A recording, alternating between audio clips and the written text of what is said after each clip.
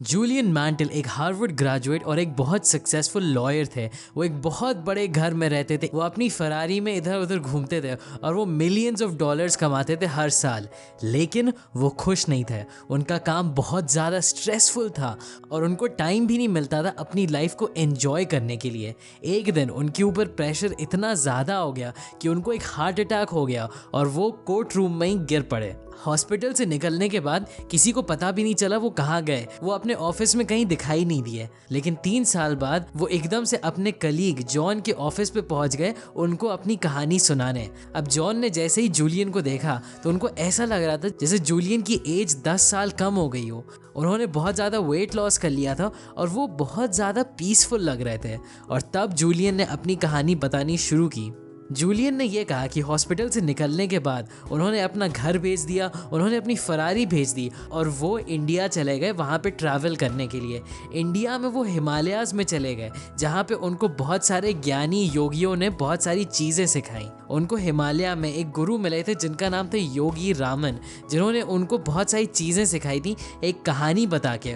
और फिर जूलियन ने वो कहानी बताना शुरू किया और इस कहानी में 7 ऐसे लेसन्स थे जो आप ज़िंदगी में कभी भी अप्लाई कर सकते हैं। अब ये कहानी बताने से पहले मैं बस आप लोगों को ये बोलना चाहता हूँ कि वेलकम बैक टू लाइफ ज्ञान। हम लोग 1 मिलियन सब्सक्राइबर्स इस चैनल पे क्रॉस कर चुके हैं और मैं आप लोगों को दिल से इस चीज़ के लिए धन्यवाद बोलना चाहता हूँ। मुझे पता है मैंने 1 महीने से इस चैनल पर वीडियोज़ नहीं बनाए और एंड में इस वीडियो के मैं आपको बताऊँगा कि मैं क्यों गायब था और मेरे आगे जाके इस चैनल के लिए क्या प्लान्स हैं। तो प्लीज़ ज़रूर अंत तक सुनिएगा और इस कहानी को भी ध्यान से सुनिएगा क्योंकि इसमें आप बहुत सारे अच्छे लाइफ लेसन्स ले सकते हैं। तो ये कहानी शुरू होती है एक बहुत खूबसूरत ग्रीन गार्डन में। हर चीज़ शांत होती है वहाँ पे, सिर्फ आपको चिड़ियाओं की आवाज़ सुनाई दे रही होती है। बहुत सारे खूबसूरत फूल हैं उस गार्डन में और ये बहुत खूबसूरत गार्डन है, शायद सबसे खूबसूरत गार्डन जो आपने कभी भी देखा होगा।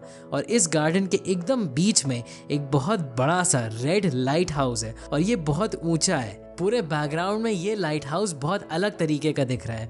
और फिर एकदम से इस लाइट हाउस के जस्ट नीचे आप आवाज़ सुनते एक दरवाज़ा खुलने की और उस दरवाजे से एक बहुत बड़ा सूमो रेसलर निकलता है जो बहुत लंबा है और बहुत मोटा है और वो धीरे धीरे इस गार्डन में से आपकी तरफ आ रहा है। आप इस आदमी की तरफ देखते हैं और क्या दिखता है ये आदमी। एक तो ये इतना बड़ा है और दूसरी चीज़ ये ऑलमोस्ट कपड़े भी नहीं पहना है, बस इसने एक पिंक कलर की हल्की सी वायर केबल की बनी अंडरवेयर पहन रखी है और इसने कुछ भी नहीं पहन रखा है। अब ये जापानीज सूमो रेसलर इधर उधर टहलने लगता है और एकदम से उसको ज़मीन पे पड़ी एक बहुत ही शाइनी गोल्ड वॉच दिख जाती है। अब ये सूमो रेसलर इसको धीरे से उठा के देखता है और फिर वो अपने हाथ पे इस वॉच को पहन लेता है और फिर एकदम से वो बेहोश हो जाता है और वो ज़मीन की तरफ गिर जाता है। आप जब इस आदमी की तरफ बढ़ के देखते हैं ये चेक करने के लिए कि वो जिंदा है या नहीं, तो फिर वो धीरे धीरे अपनी आँख खोलने लगता है और वो उठ जाता है। फिर आपको ये पता चलता है कि उसके आसपास जो येलो कलर के रोजेस थे उसकी स्मेल की वजह से वो उठ गया। अब ये सूमर रेसलर एकदम से उस स्मेल की वजह से हर चीज़ को देख के बहुत ज़्यादा खुश हो जाता है और उसके अंदर बहुत सारी एनर्जी आ जाती है। और फिर उसको अपने सामने एक पाथ दिखाई देती है, एक ऐसी रोड जिसमें बहुत सारे डायमंड्स भरे हों और उसको किसी तरीके से अंदर दिल से आवाज़ आती है कि उसको इसी रोड पे जाना है और किसी तरीके से आपको भी ये पता चल जाता है कि आपको भी इसी रोड पे जाना है। अब ये थी वो कहानी जो योगी रामन ने जूलियन को बताई थी। इस कहानी में बहुत सारे छोटे छोटे छुपे लेसन हैं, तो अब मैं आपको एक्सप्लेन करता हूँ कि वो क्या है। पहली चीज़ है कि ये गार्डन एक सिंबल है आपके दिमाग के लिए। सबसे बेसिक चीज़ आपको खुश रहने के लिए और आपको सक्सेसफुल बनने के लिए इस ज़िंदगी में ये चाहिए होगी कि आपको अपने दिमाग पे कंट्रोल हो। इसको समझने का सबसे आसान तरीका ये है कि आप अपने सब कॉन्शियस को एक गार्डन की तरह माने और अपने कॉन्शियस को, आपके जो थॉट्स हैं, उसको एक माली की तरह समझें, एक गार्डनर की तरह समझें। अब आपका काम है इस गार्डन को साफ रखना, इसको अच्छा रखना और इसको हर तरह की बुरी चीज़ों से, हर तरह के कीड़े मकोड़ों से और जानवरों से बचाना। अब बुरे कीड़े मकोड़े या जानवर नेगेटिव थॉट्स की तरह हैं। आपको ये आना चाहिए कि आप अपना कंसंट्रेशन कैसे इंप्रूव कर सकते हैं और ये कंसंट्रेशन आपको इन कीड़े मकोड़ों को, इन नेगेटिव थॉट्स को हटाने में बहुत ज़्यादा मदद करेगा। तो ये करने का सबसे बेसिक तरीका है मेडिटेशन। अब दूसरा है लाइट हाउस। लाइट हाउस एक सिंबल है आपके लाइफ के पर्पस के लिए। अब अगर मैं आपको पर्पस का मतलब बताऊं तो पर्पस का सबसे सिंपल मतलब है आपकी ज़िंदगी का सबसे बड़ा गोल। लाइट हाउस आपके इस पर्पस का ही एक सिंबल बनता है। लाइट हाउस का बेसिकली काम ये होता था कि वो पुराने ज़माने में शिप्स को सही रास्ता दिखाता था, और यही चीज़ आपका पर्पस करता है आपकी ज़िंदगी में। बहुत सारे लोग होते हैं जिनका कोई बहुत बड़ा गोल नहीं होता है उनकी ज़िंदगी में, और वो इधर से उधर बस छोटे छोटे काम करते रहते हैं, और वो सारे काम वो किसी वजह से नहीं कर रहे होते हैं, वो बस कर रहे होते हैं क्योंकि उनको किसी ने कहा है वो चीज़ें करने को। ये बहुत गलत तरीका है ज़िंदगी जीने का, क्योंकि अगर आपके पास कोई पर्पस नहीं है तो आपके पास कोई डायरेक्शन नहीं रहेगा ज़िंदगी में किसी चीज़ की तरफ बढ़ने के लिए। तो इस बुक में रॉबिन शर्मा ने हम लोगों को 5 स्टेप दिए अपना पर्पस निकालने के लिए और अपना पर्पस एकदम सॉलिड बनाने के लिए। तो मैं आपको जल्दी से बता देता हूँ। पहला स्टेप है कि आपको विजुअलाइज करना चाहिए कि आपका आउटकम क्या है। आपको अपने दिमाग में एक बहुत अच्छी पिक्चर बना लेनी चाहिए कि आप चाहते हैं क्या है अपनी ज़िंदगी से। दूसरी चीज़ है कि आपको अपने ऊपर थोड़ा प्रेशर डालना होगा। बुरा वाला प्रेशर नहीं, जिस तरीके का जूलियन के ऊपर प्रेशर था, अच्छा प्रेशर कि आप दूसरे लोगों को बता दीजिए कि आप क्या प्लान कर रहे हैं, या आप अपने दोस्तों को बता दीजिए कि आप क्या करना चाहते हैं। इससे आपके ऊपर थोड़ा सोशल प्रेशर पड़ेगा और आपको लगेगा कि आपको अपने गोल्स की तरफ बढ़ना चाहिए। तीसरा है कि आपको उसके ऊपर एक टाइमलाइन रख देनी चाहिए। आपको एक डेट लिख देनी चाहिए कि कब तक आप अपना गोल अचीव करना चाह रहे हैं, तभी आप उसकी तरफ अच्छे से डायरेक्शन के साथ कदम ले पाएंगे। फोर्थ स्टेप जो हम लोगों को रॉबिन शर्मा बताते हैं वो ये है कि 21 डेज लगते हैं किसी भी नई हैबिट को फॉर्म करने के लिए। तो अगर आप कोई भी नई हैबिट बना रहे हैं तो आपको उसको एटलीस्ट 3 हफ्ते देने चाहिए, तभी वो आपकी ज़िंदगी का एक पार्ट बनेगा। और आखिरी चीज़ है कि आपको अपने आप को एंजॉय करना चाहिए। अगर आपने एक ऐसा पर्पस बना रखा है जिससे आपको खुशी नहीं मिलती है तो उस पर्पस का कोई भी फ़ायदा नहीं है। अब इस कहानी का तीसरा सिंबल था सूमो रेसलर। अब सूमो रेसलर आपको बताता है अपने आप को इम्प्रूव करने के लिए। जापान में सूमो रेसलर्स एक फिलॉसफी को फॉलो करते हैं जिसको बोलते हैं काइजन। काइजन का बेसिकली मतलब है कि आप एक बहुत ही छोटी चीज़ पे फोकस करते हैं हर रोज़, और आप कंटिन्यूसली अपने आप को धीरे धीरे इम्प्रूव करते रहते हैं। छोटे छोटे कदम लेने से, अपने आप को सिर्फ थोड़ा सा इम्प्रूव करने से आपको अपनी ज़िंदगी में बहुत बड़े रिजल्ट्स मिल जाएंगे। अब काइजन के कॉन्सेप्ट के ऊपर मैंने पूरा एक वीडियो बनाया जो मैं आपको ज़रूर कहूँगा इस वीडियो के बाद आप देखें। अब वो सूमो रेसलर की जो पिंक अंडरवेयर थी वो हम लोगों को डिसिप्लिन के बारे में बताती है। अब आप सोच रहे होंगे अब काफ़ी अजीब है, तो मैं आपको इसको एक्सप्लेन करता हूँ। बेसिकली रॉबिन शर्मा हम लोग को ये बोलते हैं कि ये पिंक अंडरवेयर बाउंड्री रिप्रेजेंट करती है। बाउंड्री का बेसिकली मतलब ये है कि आपकी लिमिट्स क्या है। सूमो रेसलर की लिमिट ये है कि वो कपड़े नहीं पहनता है, लेकिन वो अपने आप को तब भी इस तरीके से कवर करता है। तो उसी तरीके से रॉबिन शर्मा हम लोग को बताते हैं कि हम सब लोगों की लिमिट्स होनी चाहिए, हम सब लोगों की बाउंड्री होनी चाहिए, लेकिन मेन चीज़ ये है कि वो बाउंड्री आपको अपने लिए खुद डिसाइड करनी होगी। अब कैसी बाउंड्री हो सकती है जो आप डिसाइड करेंगे? मान लीजिए कि आपने अपने लिए एक बाउंड्री बना रखी है कि मैं हर रोज़ सुबह 7 बजे उठूंगा।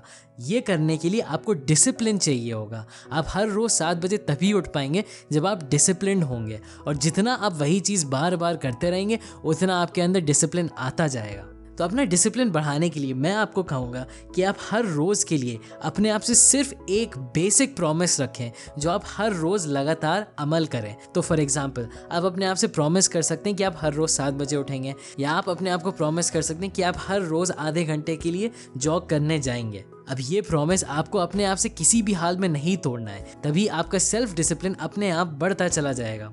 अब अगली चीज़ पे आते हैं जो सोने की वॉच थी। कहानी में ये सोने की वॉच हम लोगों को बताती है कि हम लोगों को अपने टाइम की रिस्पेक्ट करनी चाहिए। हर किसी के पास सिर्फ थोड़ा सा ही समय होता है ये ज़िंदगी जीने के लिए, और अगर आप इस चीज़ को नहीं याद रखेंगे तो ज़िंदगी भर आप सोते रहेंगे और आप अपनी ज़िंदगी में कुछ भी नहीं कर पाएंगे।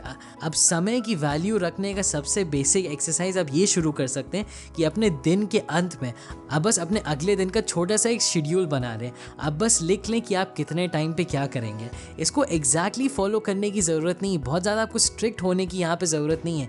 बस ये है कि आपको हर रोज़ ध्यान में रखना चाहिए कि आपके पास लिमिटेड समय है और आप उस समय को अच्छी चीज़ों पे ही फोकस करिए। ऐसी चीज़ों पे फोकस करिए जो आपको खुश रखते हैं, जो आपको ज़िंदगी में आगे बढ़ाते हैं। फालतू की चीज़ों पे अपना टाइम वेस्ट करने की ज़रूरत नहीं है, क्योंकि ये आपको याद रखना है आपके पास सिर्फ थोड़ा सा ही समय है इस ज़िंदगी को जीने के लिए। नेक्स्ट पॉइंट आपको कहानी में याद होगा कि सुमो रेसलर जब बेहोश हो जाता है तो वो येलो रोजेस की स्मेल की वजह से उठ जाता है। यहाँ पे येलो रोजेस का मतलब है काइंडनेस और सेल्फलेसनेस। बेसिकली आपको दूसरों के साथ अच्छा व्यवहार रखना चाहिए, आपको ऐसी चीज़ें करनी चाहिए जिससे दूसरों की मदद हो और उसमें आपको अपना फ़ायदा नहीं ढूंढना चाहिए। आप इंसानियत का एक हिस्सा हैं और हम सब लोगों का ये फ़र्ज़ बनता है कि हम लोग इंसानियत को आगे बढ़ाएं, हम लोग दूसरे लोगों की मदद करें। हम लोग को दूसरों की मदद सिर्फ उनको हेल्प करने के लिए करनी चाहिए, इसलिए नहीं करनी चाहिए कि हम लोगों को उसमें से क्या फ़ायदा मिलेगा। दूसरों की मदद करना एक ऐसी चीज़ है जो आपको अंदर से खुश कर देगा और आपके अंदर बहुत ज़्यादा एनर्जी डाल देगा। और लास्ट पॉइंट है वो जो डायमंड स्टडेड रोड थी। ये आपको बताती कि आपको अभी के मोमेंट में रहना चाहिए, आपको बहुत ज़्यादा पास्ट के बारे में या बहुत ज़्यादा फ्यूचर के बारे में नहीं सोचना चाहिए। आपके पास सिर्फ प्रेजेंट मोमेंट है, आपके पास सिर्फ यही एक पल है जिसमें आप हमेशा रहेंगे। तो ज़रूर इस चीज़ को हमेशा याद रखा करिए, क्योंकि यहीं पे सारे डायमंड हैं। आपको इसी पल में हर वो चीज़ मिलेगी जो आपको खुश रखेगी और यही जो रोड है आपको खुशियों की तरफ ले जाएगी। अब अगर आप ध्यान से देखें तो जूलियन मैंटल की जो कहानी थी वो बेसिकली हम लोगों को आजकल की सोसाइटी के बारे में बताती है। आजकल के ज़माने में हम लोगों ने पैसा और स्टेटस को बहुत ऊंचा दर्जा दे रखा है और हम लोग पूरा अपना समय बिता देते हैं इन्हीं दोनों चीज़ों को पाने के लिए। लेकिन जूलियन की तरह हर किसी को कभी ना कभी अपनी ज़िंदगी में ये समझ में आता है कि ये सारी चीज़ें पाने के बाद भी आपको खुशी नहीं मिलेगी।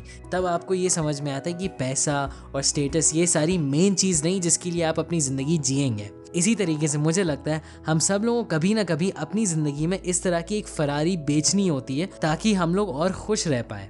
अब हाँ, मैं जानता हूँ हम सब लोगों के पास फरारी नहीं है, लेकिन ये फरारी एक सिंबल है किसी ऐसी चीज़ के लिए हम लोगों की ज़िंदगी में जिसको हम लोग बहुत ज़्यादा इंपॉर्टेंस देते हैं। अब यहाँ पे पॉइंट ये नहीं कि आप हर चीज़ बेच के गायब हो जाइए और आप बस हिमालय में जाके संन्यास ले लीजिए। पॉइंट यहाँ पे ये कि आपको अपनी ज़िंदगी में थोड़ी देर रुक के ये सोचना चाहिए कि आपको सही में ज़िंदगी से चाहिए क्या। अब अगर आप मेरा एग्जाम्पल लें तो मुझे 2 साल हो गए इस चैनल पर वीडियोस बनाते हुए और रिसेंटली हम लोगों ने 1 मिलियन सब्सक्राइबर्स क्रॉस किया है। और मैं आप लोगों को दिल से थैंक यू बोलना चाहता हूँ जिन लोगों ने मुझे मदद करी है ये माइलस्टोन पहुँचने में। लेकिन इसीलिए मैंने इसी पॉइंट पे बहुत लंबा ब्रेक भी लिया, क्योंकि मेरे लिए ये चैनल कुछ उस फरारी की तरह है। अब फिक्र ना करिए, मैं इस चैनल को कभी भी बेचूंगा नहीं। लेकिन मेरा पॉइंट ये था कि काफ़ी लोगों को मदद मिली है मेरे इन वीडियोस को देख के, और मैं ये समझना चाहता था कि मैं लोगों की और किस तरीके से मदद कर सकूं। 1 मिलियन सब्सक्राइबर्स बहुत ज़्यादा बड़ी रिस्पॉन्सिबिलिटी होती है और मैं चाहता हूँ कि मैं ऐसे वीडियोज़ बनाता रहूँ जो सिर्फ आपको नई चीज़ें ही ना सिखाएं, लेकिन आपको अंदर से बदलने में भी मदद करें और आप वो इंसान बन पाएँ जो आप बनना चाहते हैं। तो 2 साल लगातार वीडियोस बनाने के बाद मैंने ये सोचा कि मैंने 1 महीने का लंबा वेकेशन लिया। इतना लंबा वेकेशन मैंने पहले नहीं लिया था और ये मैंने इसलिए लिया ताकि मैं डिसाइड कर पाऊँ कि मुझे क्या चाहिए। और अब मैं वापस आया हूँ और ज़्यादा एनर्जी के साथ और ज़्यादा इंस्पिरेशन के साथ, ताकि मैं आप लोगों को हेल्प कर सकूँ अपनी ज़िंदगी में एक डिफरेंस बनाने के लिए। अब अगले कुछ महीने के लिए मैं बुक समरीज ही बनाता रहूँगा, लेकिन मैंने और बहुत सारी चीज़ें प्लान करी हैं, तो मैं ज़रूर चाहूँगा कि आप तब तक ये वीडियोज़ देखते रहें, क्योंकि आगे बहुत सारी एक्साइटिंग चीज़ें आने वाली हैं। सेल्फ इम्प्रूवमेंट एक ऐसा प्रोसेस है जो हमेशा चलता रहता है। सिर्फ मैं ही नहीं, सिर्फ आप ही नहीं, हर किसी को अपने आप को हमेशा इम्प्रूव करते रहना चाहिए। हमेशा कभी ना कभी अपनी ज़िंदगी में रुक के हर चीज़ को पॉज करके सोचना चाहिए कि आपको क्या चाहिए, क्योंकि तभी आप समझ पाएंगे कि आप सही डायरेक्शन में जा रहे हैं या नहीं। मैं फिर से आप लोगों को शुक्रिया बोलना चाहता हूँ आप लोगों की सपोर्ट के लिए। और प्लीज़ आज से आप लोग याद रखिएगा कि मैं सैटरडेज़ को वीडियोज़ अपलोड करने वाला हूँ, क्योंकि काफ़ी लोगों ने बोला है कि और चैनल्स भी संडे को अपलोड करते हैं। तो मैं चाहता हूँ कि आप लोगों को सैटरडे को भी कुछ देखने के लिए रहे, इसलिए आज से मैं सैटरडे को अपलोड करूँगा। तो ज़रूर सब्सक्राइब करिएगा और वो बेल आइकन दबा के ऑल नोटिफिकेशंस को सेलेक्ट करिएगा, ताकि आपको पता चले कब मैं वीडियोस अपलोड करूंगा। अगर आपको ये वीडियो पसंद आए तो ज़रूर उस लाइक बटन को क्लिक करिएगा और मैं आपसे मिलता हूँ अगले सैटरडे को। अभी के लिए बस इतना ही, एंड थैंक्स फॉर वॉचिंग।